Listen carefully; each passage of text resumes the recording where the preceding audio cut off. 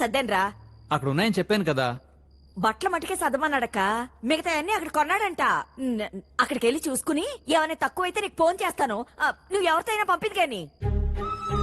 ఇంకోసారి ఆలోచించి జ్యోతి, అక్కడికెళ్ళి మనం ఏం చేస్తాం? అక్కడికి వెళ్ళి ఏం చేస్తావంటే ఏం చేస్తాం, ఇక్కడుండి ఏం చేస్తున్నావు? కలిసి ఉంటారండి.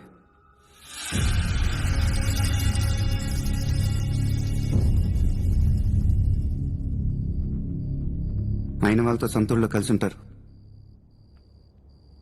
ఇక్కడి నుంచి ఏదో కొత్త ఊరికి వెళ్తున్నాం మాత్రం తప్ప నిజంగా ఎందుకు వెళ్తున్నారో మీకు కూడా తెలీదు. కొత్తగా ఈ వయసులో మీరు అక్కడికి వెళ్ళి చూసేది చేసేది ఏమి ఉండదండి. మీరుండే ఇంట్లో నుంచి 4 పెద్ద మేడలు కనపడతాయి. ఇక్కడికన్నా 4 గంటలు కరెంట్ ఎక్కువ ఉంటుంది. కానీ ఆప్యాయంగా 4 మాటలు మాట్లాడటానికి కొత్తగా 4 మనుషులు మాత్రం దొరకరండి.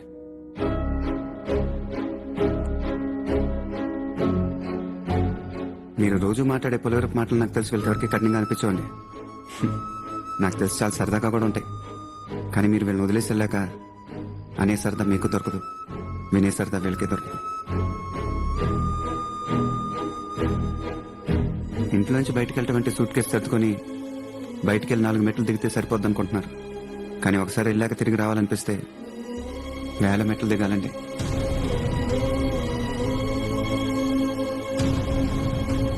ఊళ్ళోంచి ఎవరిని వెళ్ళిపోతుంటే వెళ్ళొద్దు అని బస్ స్టాండ్ దాకా పరిగెత్తు బతిమాలతారని విన్నాను ఆయన. ఇప్పుడు సొంత తమ్ముడు వెళ్ళిపోతుంటే రేపటి నుంచి ఊళ్ళో వాళ్ళ ముందు ఎలా బతుకుతారు?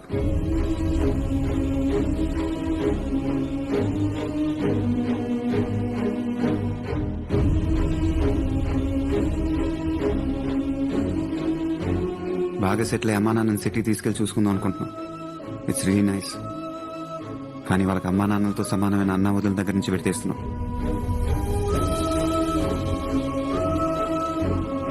వాళ్ళు ఇక్కడే ఉంటే నువ్వు వారానికి ఒకసారి శనాధారాలు వచ్చి చూడొచ్చు. రాత్రి వాల్వో బస్ ఎక్కితే పొద్దున్న దిగేంత దూరం. కానీ వాళ్ళు నీతో పాటు వచ్చేస్తే సంవత్సరానికి ఒకసారి వచ్చే సంక్రాంతికి కూడా రాలేనంత దూరం పెరుగుతుంది. అన్నదమ్ములు ఇద్దరు 40 ఏళ్ళగా కలిసి ఉన్నారు. 40 years is really something.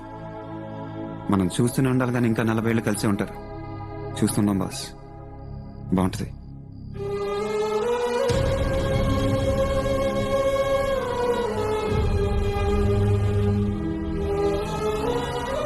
Me family విషయంలో జోక్యం చేసుకున్నాను ఏమనుకోపాకండి సార్. మొన్న 4 రోజులు ఇక్కడే భోంచేశాను. మీ అందరు నవ్వుతా ఉంటే బాగుంటుంది.